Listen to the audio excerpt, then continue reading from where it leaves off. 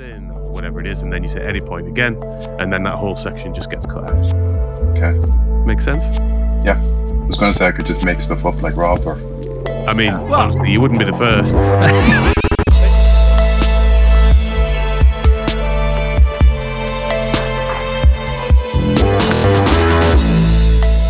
Welcome to Cloud Realities, an original podcast from Capgemini, and this week a conversation show exploring the ever-growing importance of creating good human experiences, even more so in a world of AI.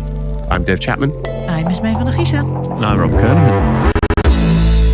And I am delighted to say that joining us for this conversation, which in my opinion, gets more and more important as every day goes by and technology becomes more and more part of our lives, is Kevin Magee, the CTO All Human. Kevin, how are you? I'm great. Great to be here. Good to see you. Yeah, it's good to talk. Whereabouts in the world are you beaming in from today? Today I am in Dublin, Ireland. Do you live right in town? Just on the outskirts. Obviously famous for many things, but famous for a specific drink. Do you have, for visitors of Dublin, a recommendation for the best pint of Guinness? I thought you were going to talk about sparkling water, as being a famous drink. Well, go that way if you like. Go that way if you like. Yeah, there's so many. I wouldn't like to pick. I would be banished from the country if I. I reckon there was a controversial edge in there somewhere. Yeah, you're trying to create controversy early on. You just got to say from the brewery, and that's it. There's obviously the visitor centre of the brewery. Perfect answer. This is Robert waving the flag of Switzerland right there. Oh, there you go. Straight away.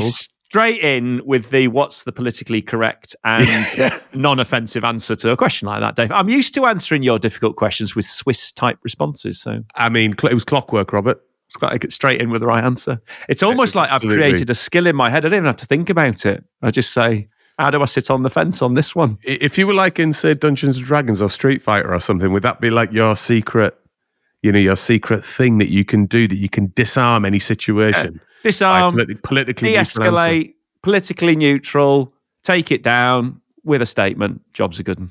Beautifully done. Robert's here, everyone. Hello. Ez, how are you doing? I'm good, and I'm actually freezing. How about freezing? you? Freezing? Yeah, I have to get used to the colder weather. Well, I have noticed that my heating has started to kick in again.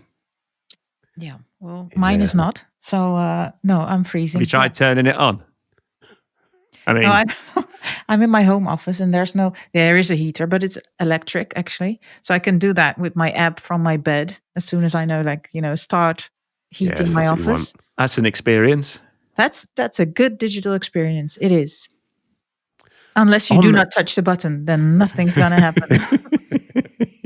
Unfortunately, they can't read your mind yet. But if Robert has it his way, we'll all have chips. Oh yeah, chips in your brain. You'll be aware you're cold, and it'll just switch on in the background. Yeah, that's what's going to happen. That whole human brain interface, it's coming. It's coming. Tell you. Now, talking of experiences, what's confusing you this week, Rob? Oh well, a debate that continues to rage with technology companies and large political bodies. And Apple again in the press for having to open up their ecosystem, and they've not quite done it in the way that they should have done. And the confusion is, Apple say, if I keep you in my walled garden enclosure, I can manage that experience and make it outstanding. And the EU say, yeah, but what you're doing is manipulating the consumer, increasing prices, and you're controlling everything, and we should be more open about this. So you sort of say, well, if it's open, that gives me more choice, maybe a better experience in that sense. And then, but is it going to wreck the curated experience? And I'm not sure it is, but maybe it is. I don't know. There's a lot of benefit to be had from everything just works in a standardized way. But is it what I actually want, or is it fair that I'm controlled in that way? So anyway, Dave, I am slightly confused. And as an Apple user and I'm an Android user, I think you're best to probably answer this for me. So I'll bump my confusion over to you. Now, I honestly think there's a PhD in this subject, because I think it really gets to the heart of how much do we value our experiences and things like that. And the walled garden, in my mind, undoubtedly creates a level playing field ecosystem experience. Now, Apple, in this particular case, have created and thought about that experience, like end to end. All their devices have got the same corner dimensions all the way through to their UIs, to their use of touch, all of those sorts of things.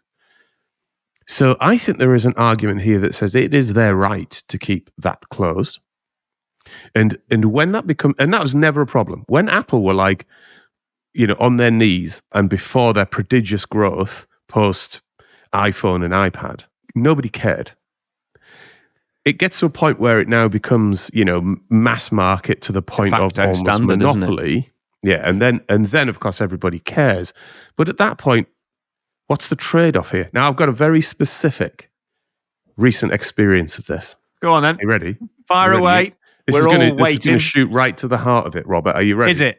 You've set expectation quite high here, Dave. So this better be high impact. So I was on a work trip recently, and I left my iPod's charging case. AirPods again. Charging case. Let's say again on the airplane. It is a relatively regular experience. I'm not sure part of the design, but I do it quite regularly.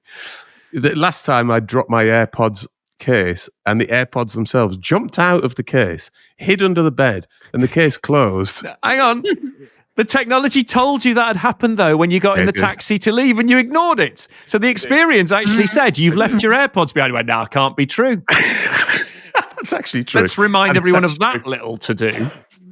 That is actually true. Anyway, moving on.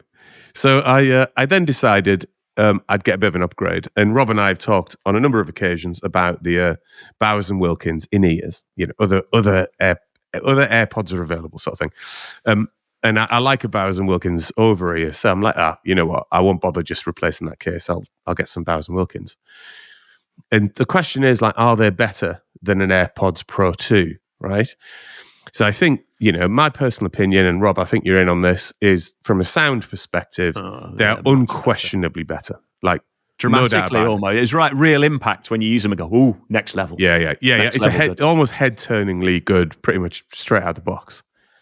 However, their actual usage, the connection to the phone, what you can see on the phone as a result, how the app works, is unquestionably worse. Yeah, because it's, but you could argue that Apple have made it difficult for them to integrate because they want you to buy their stuff. They want you to buy their headphones and not a third party. And this is part of the EU's argument, which says, why can't you use a third party thing? It's forcing you down a particular route. And this is the debate, isn't it? So you have actually a better audio experience, but the user integration and the connection experience is much worse. It's a bit flaky, Robert. It's a bit flaky. It is. It can be, yeah. On Android, it's fine because Android's open, so we're good there. I'm not just calling out Android's better, but yeah, I'll just put that point in. Mine don't disconnect. As an Apple user, where's your head at, or where's your heart at? I have so many in-ears. I don't know how much money I've actually spent on them, but it's ridiculous. But now I ended up with the over-ears iPod Max, or I don't know what they're called, but huge headphones. And the first thing people say when they actually, people look at them, and because they're obvious and they're really cool, but they're quite heavy. Like, yeah, I know they're quite heavy. But so I'm actually going for the full ecosystem experience because it's, as soon as I put them on, music starts playing. I can see on my my new 17 Pro Plateau, I can see straight away, what number's playing. I really love that entire experience. And then I have like 3 other cases here laying around, which are in-ears, like Jabra, Samsung, the best ones obviously. But in the end, over-ears. You bias the integration experience over the audio experience then. Yep. You see, this is, Yep.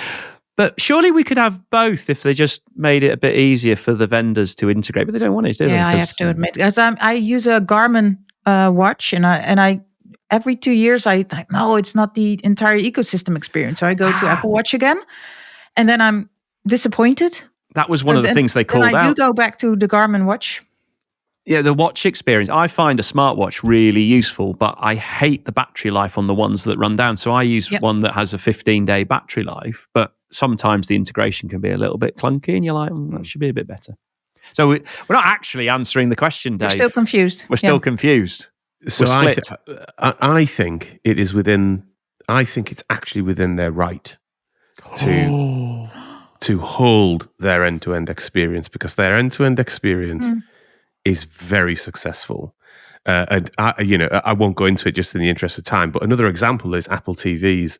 Like the Apple TVs interfaces, the unification of the experience across multiple different TV platforms is stellar. It's like there isn't a better version of how you interact with, kind of streaming media than I think Apple TV.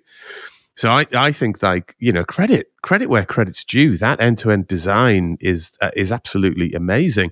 The fact it's got to a point where it's so dominant in the market, probably as a result of iPhone, is not necessarily a negative. Now, I don't want to necessarily talk against it, because, like I said, at the other side of my mouth, I'm loving the B&W sound, but when those dropouts happen, I'm like, come on, lads. There's EU regulators, Dave, who are shuddering at your conclusions. That's all I'm saying. Someone has to come out and say it, Robert, So have the difficult conversation about like experience. If we end up, as a result of that, having to install drivers to run different devices and stuff like that, like the Marcel likes that. He's a Windows fan. He's a Windows user, yeah. He likes a good driver installation to crash your machine. When you bought those headphones you were in, Marcel, and you had to connect them to your Windows 95 PC, did you have to get a floppy disk with the drivers on? No, instant collaboration. So it was fine. Nothing happened. Just plug and play. Yeah, nothing happened. That's exactly the problem. No issues. On that note, I don't think we did get to the bottom of it, but God, that's a good subject. All right, then, let's crack on. So, Kevin, let's kick off by just understanding a little bit about All Human as an organization. Just clue us in. What are you guys bringing to the market, and what's the differentiator? So All Human is an organization that's been around for about 20 years. I recently joined, but I've had the luxury of being a customer twice, so I got to know the team, and it was a fantastic experience being on the other side of it. So when we hooked up, but as a company, there's three kind of big areas that they focus on, but it's all covered in this idea of helping organizations transform the customer experiences. That's ultimately the kind of the driving mission, and big, strong focus on design, engineering, and what we call digital performance. And that's really important, because the digital performance piece is this amazing kind of behavioral insight into the impact of what is created, because most of what we do is driven by public facing, so it's external experiences, and so you get this fantastic feedback loop where it's not just a design or a product into the wild. It's this product that now it's feedback, and you can see how other people like it or interact with it, or all your hypotheses that were there at the beginning, well, were they actually correct or not? And you get this feedback. So what the world is, I suppose, in that behavioral side of it, we get that, and then that feeds into everything else that comes later. Better designs, better engineering, better, so you've got a sort whatever of it might be. A feedback loop, basically, from the original CX concept through execution, and then back into kind of design iteration. And as an organization, we've typically been hired in many cases to solve these really tricky, gnarly problems that people have that, for different industries, from, whether it's from financial services, whether it's, energy, tourism, healthcare, they're all of the big ones. We end up in these scenarios that these organizations that either have a problem, they've an opportunity, they've got some challenge to that needs solving, and over the years they've done some really interesting propositions. Before my time, they came up with this concept for actually the Irish Postal Service on Post, which was the first digital stamp. Where it was invented during the COVID period, where you can go onto the website and you can just buy stamps, and you can then basically write them onto the actual envelope in the top corner. It just gives you this digital grid of numbers and letters that you write it on, and just post it. You don't have to go into an actual physical building, post office, to get an actual stamp. So it's these incredible solutions, and that was done with this problem, but came up with this opportunity, and now is creating this whole new revenue stream for that organization. And there's many other examples of that. But there are some things in society, like the stamp thing that you discussed, which are slightly archaic now, and it's ripe for a reinvention. It took COVID to need it, but the idea of going into a post office in the queue and buying stamps to then send letters, I know letters are declining, but you just feel like, why am I in this queue with digital transactions now being the basis for how society interacts? But it's a really good example. There's still quite a lot of that out there where you go, are you saying that you don't value the local community aspect of going see, I love the way you twisted that, Dave. You took something and you just sent it into a very uncomfortable position. I obviously value community, but community is not standing in a queue to buy stamps. Community is coming together and supporting each other. Well, you said it, not us. But I think Rob raises a useful point. So when it comes to design, Kevin, so we've talked about, I think we're all very pro design-led thinking and experience design in multiple levels of the digital world, whether that be an organization designing an experience for their staff or an organization designing experience for their customers and consumers. Design has a real place to play, I think, generally. And do you think that technology generally, particularly IT departments, are leveraging design enough still? This is where I become opinionated. And excellent. We love that. Excellent. Yeah. No, Eileen. Yeah, I just feel that there's so many missed opportunities. And I know we'll have to watch the audio levels because I'm probably going to get a bit passionate on this one, but experience to me is really important, because whether you're building a product or you're either in an organization, trying to, do e-commerce, or you're in a corporate or whatever the actual, mission ends up being, there's too many cases where we end up in this scenario where I kind of call it, you see that slapping chatbots onto the front of a website just because you can. And you see variations of that, throughout the stack of organizations, from the IT teams all the way to the, the front end, support, marketing, whatever teams that I just fear that a lot of our colleagues in the tech sector are being too myopic and too small-minded in looking at what the overall potential is, and I, unfortunately, I see too many of them becoming the Department of No right now. And for me, there is this incredible opportunity to reimagine the potential. And I'll give you a great example. So I've been using this. I don't know whether it's a corny analogy, but I'll throw it out there anyway. And it's around the whole AI thing. And I kind of look at the whole AI thing. It's like we're at this transition between when the radio broadcasters in the 40s were evolving into TV, and the shows at the time were basically, they were like radio shows with cameras. Nothing changed. It was just, probably a bit like this podcast where everybody's sitting around, they're talking into a microphone and there's cameras on it, but it wasn't actually utilizing the experience that was available with the emergence of TV and what could be done. And it was only when, clever people came along, whether they were producers or creatives or others, who started to reimagine what could be done with this new technology that brought it to a whole new dimension and transformed society over many decades. And we're at that period, I think, with AI, where there's so many use cases where we're just doing radio with cameras. We're just slapping AI into places where, you might get a few benefits, but we're not really reimagining what the whole thing is about.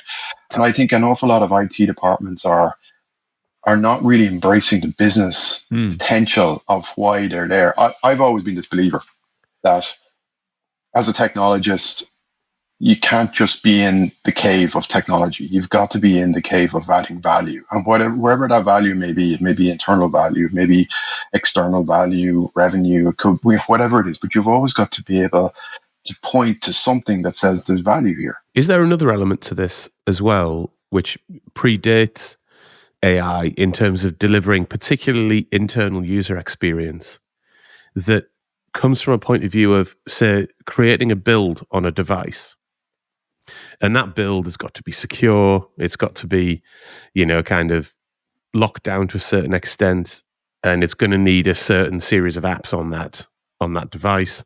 And it's thought through from that perspective, versus it's thought through from the perspective of, how do my internal users have a great experience here? What does that look like? It seems to me that I'm not sure everybody's really caught up to the fact that internal users these days are going to be expecting and quite rightly a consumer grade experience.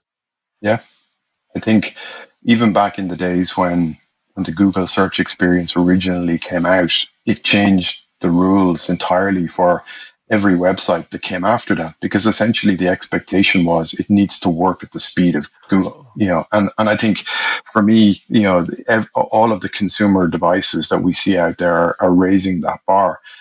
Another example that I would use at the moment is I think there is a massive transformation going on, kind of in a semi subtle way, with the world of financial services. Apps. Like, you look at all of the traditional, the major banks everywhere in the world. Usually their app experience is, let's just say, not fantastic. Whereas you start to look at the new thinking that the likes of Revolut are bringing in, and some of the other organizations, they're bringing this really reimagined experience. And I sometimes equate that to, I don't know if you're familiar with this idea of Conway's Law, this concept that, essentially your org structure, shapes the technology. And, you see it in websites, you see it in apps where, every department has to have their part of the app, and they're thinking about it in their silos, not as the overall experience. And I think there's so much of that.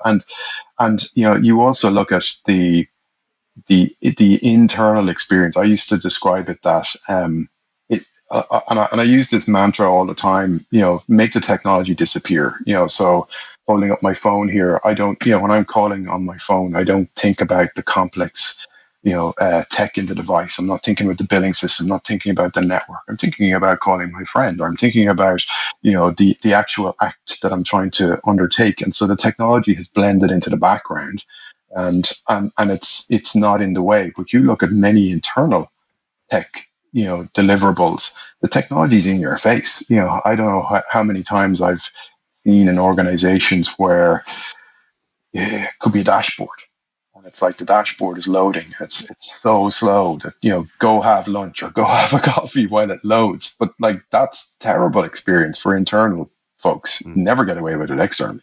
And there's this bit though that says sometimes systems you have to use, like that dashboard, there's no alternative. But other times it can be the difference between product selection. So smart TVs are a great example now, where we expect them to be appified with a marketplace and everything else. That's just the way the world works. You get your content over the internet as you go. And a load of focus has shifted to how fast and responsive is the user interface. Does it have the apps that I want? Is it intuitive to use? And when TV started going smart, let's be honest, they had some of the worst interfaces going, and you still see them, and they're slow and they're clunky and they're frustrating. You click the button.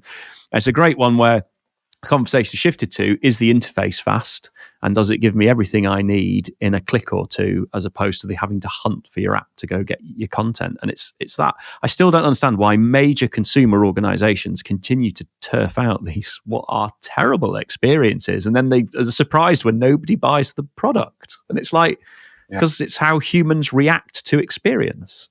It's like the internet connected toaster, Dave, isn't it? Who came up with the idea that said, I need an internet connected toaster? And you're like, what is the experience you're doing there? Or is it somebody walked in and just said, we're going to internet connect all our devices? And we've discussed this before. It's like, it's an unnecessary experience because I have to be at the toaster to get my toast. So it's like, what is that? Anyway, sorry. I'll start ranting. Not very forward-thinking position on user experience there, Robert, but we'll blow past that. Kevin, you talked about the feedback loop, and I think that's one of the most fascinating parts in an organization, because we all say, oh, we want that feedback loop.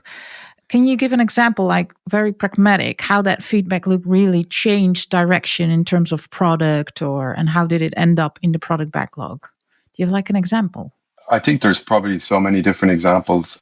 One of the ways, I'm a huge believer in feedback loops, just speaking generally, and I'll get specific in a minute, but I think I come from a background where I've got this mixed background that I like to describe both on the product side and on the kind of solution side. And I think the same challenge is there though. And it's similar to, you have to have value, but it also means you can't be in a place where you're kind of arrogant that you have all the answers before you actually create something, because you don't know how it's necessarily going to react and resonate with a community. And so there was a use case a number of years ago. I ran an innovation and research lab for a large healthcare organization, and one of the things that we had this mixed disciplinary team of, we had, operations people who were deeply immersed in healthcare. We data scientists, we had software engineers and so on. And we came up with this, really interesting, what we thought from a solution perspective. It was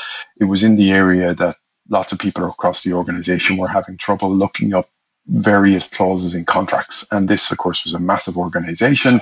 They had millions of contracts. And so we were like, great, data scientists. We'll, natural language processing, this is all before the Gen AI world. We slurped them all up. We brought them all in, ran some fancy stuff.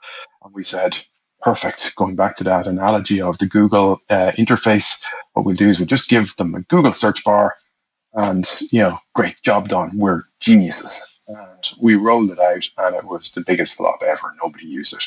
And it was like, okay, what's the problem? And the problem was, these are very busy operational people. They're not enamored with the technology. They're sitting there with a search bar, and they're looking at it going, okay, I need to look up some obscure thing about ambulance services or something, or whatever it might have been. And it just wasn't coming back with the results. And we were like, yeah, but just use and or and not, and compose, this construct. We might as well just have been talking, like we were aliens from Mars. And it was this really, I suppose it was a hard lesson in that we were arrogant. We went out and we thought we'd solve the problem. Technically it worked. Technically it was brilliant. Technically the data science was fantastic. And, all of the hard tech stuff was amazing. The interface was, it was an okay interface as a search interface went, but it didn't meet the need of the actual, the audience. And, after a bit of a rethink and working with various users, we came back with essentially what ended up being a form of a wizard interface. And we kind of guided people through what it was that they needed. And that became a success. But it was that kind of lesson where we should have done that engagement way earlier in the project, rather than, just roll it out and go, we're brilliant and it's all going, everybody's going to love this. So that will be one tangible example. But let's stay with that example for a second and just talk about then the holistic process that went around that. So it sounded like you had one dimension at play there, which is we've technically solved the problem. Let's just step outside of that and then look back on it. And what process did you go through? And if there's a better example, feel free to move on to a different example. But what would you describe as being the right holistic process to deal with a problem like that? I think wherever we were in that particular scenario, I think we took the world of, we're in a lab, we're kind of running this innovation kind of facility, and because it was pretty advanced technology at the time, and like what we were trying to deliver, we just felt it was going to be built as a team. That we were just going to camp out in the cave and create this thing and just roll it out. And we did have some experts from the business, but they were also probably blinded by the science and blinded by the technology. And we forgot that lesson on feedback very early on. And I think it was just probably like the rolling snowball down the mountain. It was just building up speed, and we completely overlooked this thing and got that hard lesson when we released it. Now the team pivoted and we corrected it very quickly, and it came back and became very successful. But it was that moment of reality check, that we actually forgot the point that we were trying to come out here. And we had heard the problem. We've got this issue looking up these clauses in contracts, and we just went off and we'll solve this and we'll be brilliant. And we forgot to engage.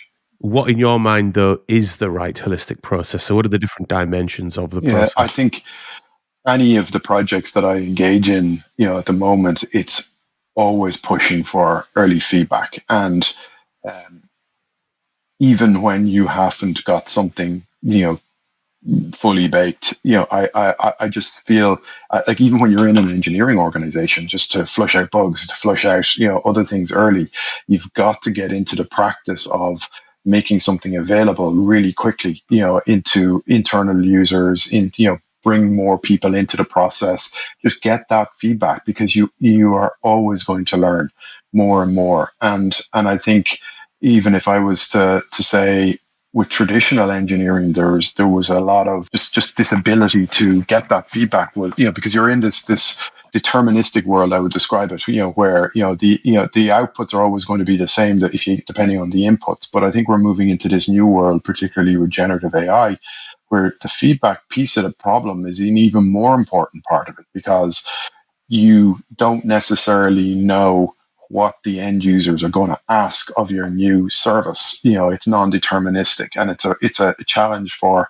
testing in the lab, inverted commas, but it's also a problem around the guardrails, that you've got to continuously bring these things in and try to understand how people are going to use them. I'll give you an example. It's not one. It's one I read about. So there was a recent chatbot. I think it was, I won't mention the name of the company, but it was a major travel search website. You can go look it up, and they released a chatbot into the wild.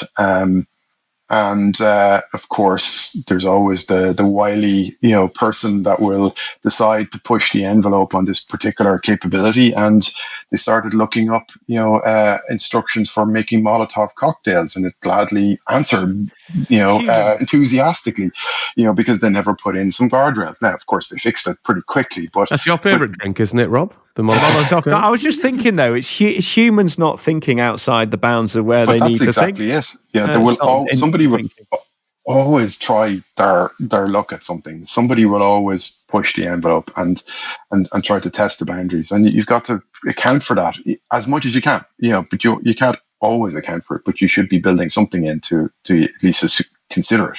I'd be interested in your view on, sometimes technologists get caught up with building something that maybe isn't the right answer, and then they have pride about what they've built, and then it creates resistance on feedback that comes back and goes, it's not working for us, we don't want to use it. And then you get this sort of butting of heads, that the technologists are going, well, we've built something great, and they go, yeah, but we don't want to use it because it's rubbish and it doesn't work for us. And then has to have that feedback loop that says early feedback, conversation, pivot.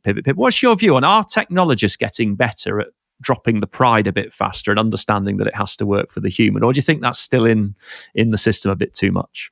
I think it's still there. I think it manifests in slightly different ways, like even in a slightly different context. And I'm old enough to kind of see the emergence of when cloud started to come out. We would have all seen the resistance that was there. Cloud never take off. Can't run our organization in cloud. No. It has to be all in an on-prem. And so, like, 5 million reasons for why it can't work. And of course, over time, all of that went away, and we started to realize it was a better experience. And we're seeing similar with technologists around AI. And it's an interesting one, because in some cases, particularly in the development community, some of the new AI tech is a direct threat to software engineers, and their reason to exist in some organizations. And so there's that resistance that's emerging. And you hear versions of it's code slop, and it's this and it's that and all the problems. And in lots of cases, that's correct, but it's not always going to be the case. Yeah. And it's 6 months ago, was the code was in a particular place. Now it's much better, and 6 months from now it'll be better again. And so it is changing dramatically. But I think your point about just being so proud about building something and the resistance, absolutely, I think it's there. I think there's two ways of looking at it, though. You can look at it as a challenge, but you can also look at it as an opportunity. And what I mean by that is, there are many organizations I've been in, there's never been a shortage of ideas, whether it's a product organization or an e-commerce company or whatever it might be. There's usually somebody in those organizations who have an abundance of ideas, from the CEO down. And their challenge is they can't deliver on them, because it's too slow to get things into market. It's too slow to try out ideas. We'll try that thing out because it's in the backlog, and we'll get to it in 6 months or in a year's time. And we've all these other things, we've tech debt, and all of the stuff. Reasons for not to do these things. I think there's a new dynamic with the new gen of or the code gen tools that are coming out, where it gives you this ability to actually accelerate a lot of that, accelerate roadmaps. rethink all of that, and it doesn't mean that you're going to do everything, but it means that you can accelerate the beginning part of a process whereby you don't necessarily have to pick one bet. You can pick multiple ideas, you can pick multiple experiences, you can try things in a different way, whether it's a new feature, whether it's an entirely new product. There's a different way of coming at the problem. You can start with this abundance of ideas, and you can generate an awful lot of the work for you to validate and prove those ideas. Back to the feedback point again. Get the feedback, see how people resonate with these things. But it does bring in this other part of it, which is taste. And if you've an abundance of ideas, an abundance of things, that's great. It's a bit like, you can get the new image chatbots, if you like, to generate like 1,000 images for you. But which of them are you actually going to go with? So it's not a problem of, the creation, the abundance piece of it. It's a question of, well, which one are you going to pick and how are you going to move forward? And so I think there's versions of that in the tech world where we need to move beyond this linear view that we currently have to maybe a more expansive experimental approach that we can leverage the tech in different ways.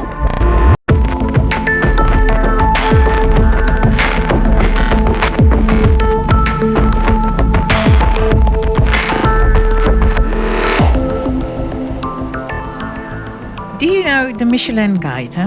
I recently discovered that it really wasn't meant to rate restaurants, but it started in the 1900s as a way to sell more car tires, encouraging people to drive further and then stop at restaurants along the way.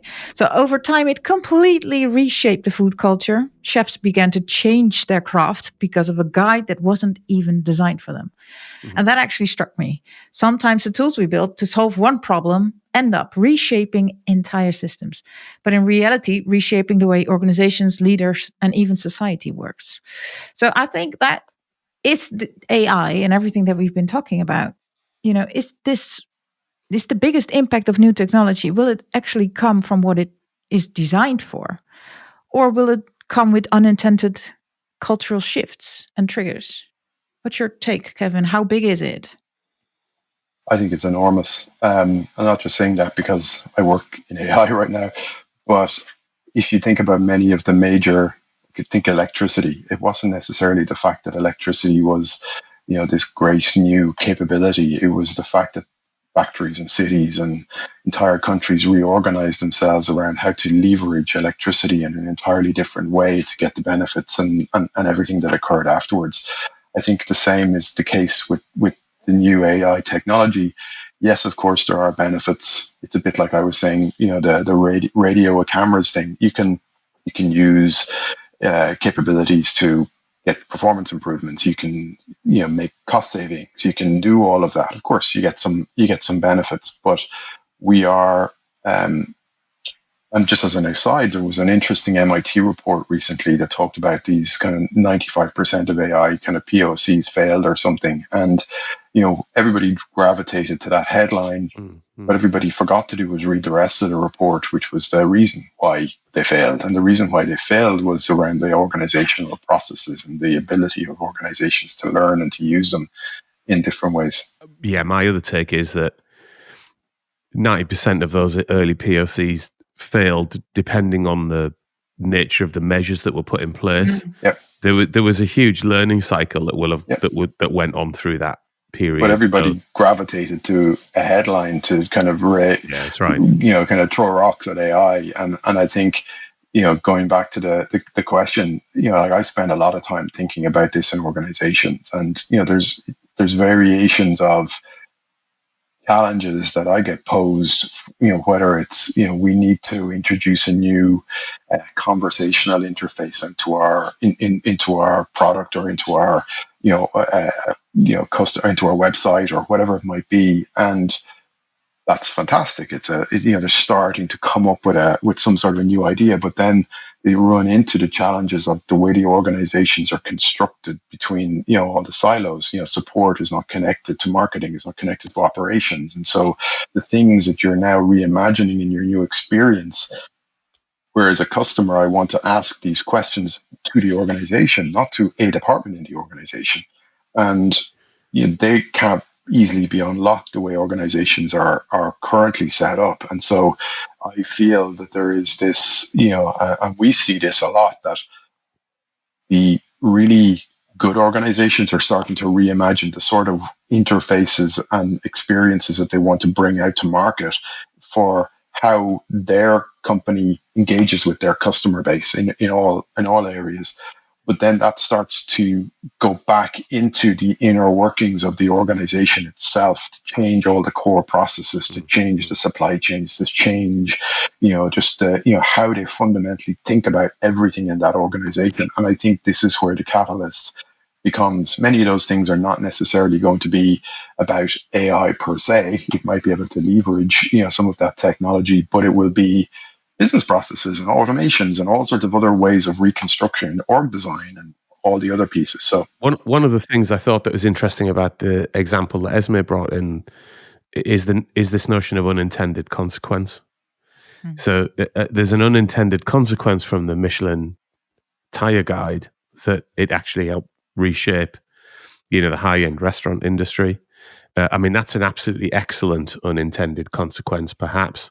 I think mostly the unintended consequences that come about maybe as a result of bad design, perhaps. So I wonder, how do you guys think about the unknowable and unintended consequences as part of your design process?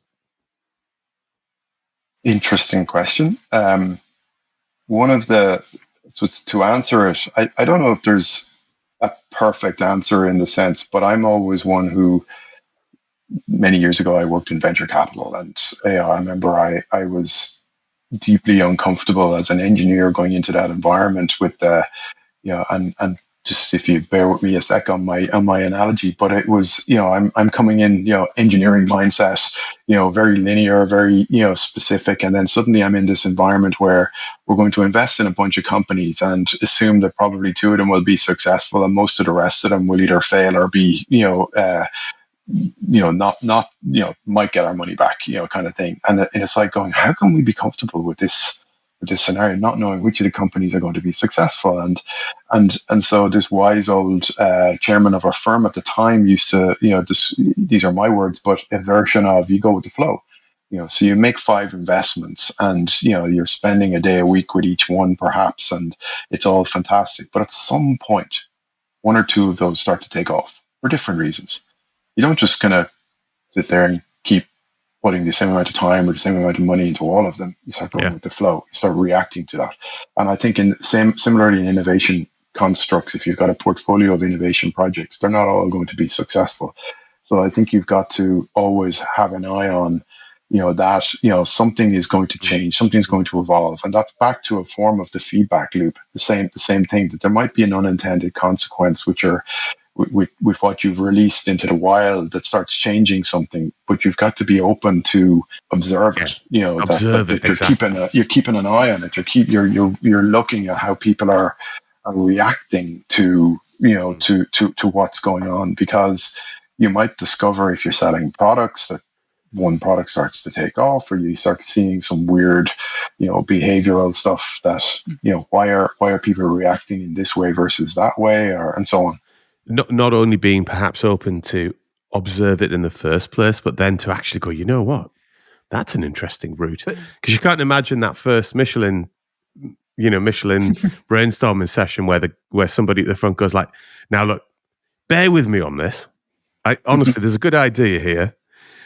We're looking at tire wear, but actually what I think we should do is reinvent the restaurant industry instead. But they wouldn't. But we're as humans, we're rubbish at that, right? Check out the algorithm, so you get search results more tailored to your interests, and you get a positive feedback loop on that. And then the unintended consequence was it created an echo chamber setup, and then we lost discourse in society, and social media is the same. So it's lovely to think that we would do that. I just don't think in our human capacity we do that enough. The idea of let's observe what's actually going on. So when the algorithm was created, we could have picked up the early signs that it's creating this horrible, broken communication that goes on in society now because of technology. But we didn't. We arrived and then turned around and went, oh, that's happened. Oh, dear. That's a problem. And I'm not sure how we fix it. But yeah, I'd love to think we do it, but I just don't think we do. I'm smiling, Rob, because I recently finished a master's thesis in psychology, and it was a big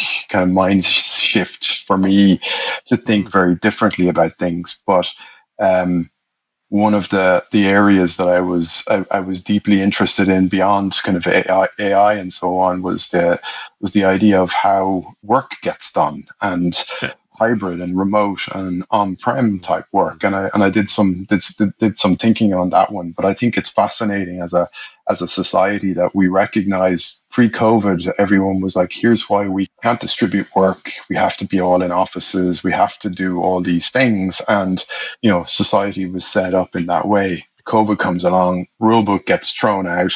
We suddenly realize, actually, we can all go and, distribute ourselves all over the place. And in lots of cases, nothing changed. Performance in some cases went up, and and we had all these positive benefits, and we had all these lifestyle benefits, and people were starting to, reconnect with their community and various other things that there were good benefits. And then somewhere along the line, we all decided, no, we all have to get back into the office again. Bring the rule book back. That's what bring we the like. rule book back, and even though and just as an aside, some of the stuff that I kind of uncovered as part of my thesis were about the actually massive increases in performance benefits in hybrid type work environments beyond the on-prem, and I've so many colleagues and friends that talk about going into offices and sitting in cubes on Zoom calls all day long for people who are not in the office, and it's just like this big waste of time for everyone. But just on your point, that not only did we recognize that we could change something massive as much as society changed in COVID, but then we just kind of ignore it all, and we're going back to this, other world. It's like going, what are we doing? Why are we not embracing it more? And I think just things like AI, we're going to go through those cycles as well, where was it Gartner called it the trough of disillusionment or something? We will be going through those where, a bit like the MIT story, all the failures and all the things, but there is huge potential in this technology. But it's not just confined to the tech itself. It's confined to how we rethink organizations and many aspects of society, and we will get so many things wrong, and we'll get other things right. And the key thing is to keep an eye on it and observe and continue to adjust. It's interesting you bring up the trough of disillusionment, because that's what everybody refers to Dave's dinner parties as.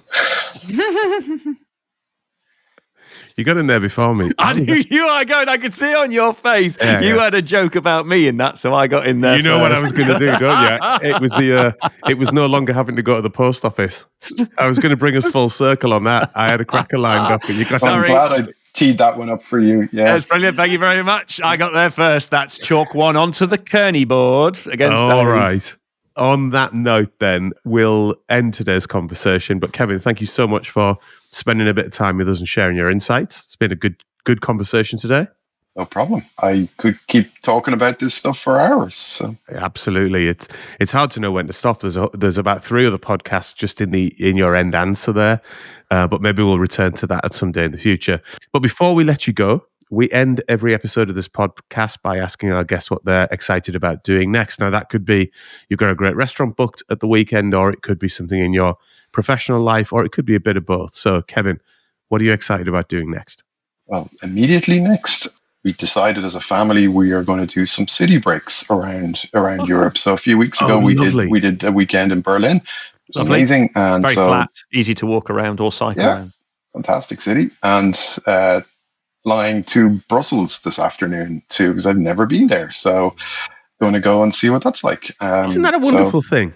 Like when you every now and again you're like, why do we're an hour and a half away from many amazing cities, and you just don't often, apart from Marcel, who likes to drive on many thousands of miles round and round the Arc de Triomphe. Round and round the Arc de Triomphe, yeah. You just don't think about it on a day-to-day basis. Even within the UK, it's like you could do a weekend in Oxford, that kind of thing. Yep. Yeah. So that's on the personal level, and on professionally, it's just really deeply engaging with all of the new emerging tech that's coming out. It's re-energized me personally as a technologist, to get close to the opportunity and the potential of I just look at it as a way of all the ideas that were locked away in my brain that weren't going anywhere. I now have the mechanism to realize a lot of that professionally. So that's incredibly exciting. On that note, there's a rash assumption here, so shut me down if it's the wrong assumption. But I'm kind of assuming that some of that may have triggered your interest in doing the psychology masters that you've just done. I wonder, just very briefly, what was your connective tissue to that? I wanted to do something a little bit different, but I had put my hat on. It was like 2 years of a process that it's all ultimately about the people. About teams, it's about customers, about stakeholders, and I'd like to be able to claim that the I part of AI, the intelligence part was part of my master plan, but I actually hadn't been factoring that in. But over the last 2 years, it's become incredibly useful just to have those insights and from an entirely different discipline that I'd never studied before, just to really understand that psychology of how the mind works and how our brain works and how we as humans interact with each other and as individuals. So it was just a fascinating experience. Well worth it if anybody's interested.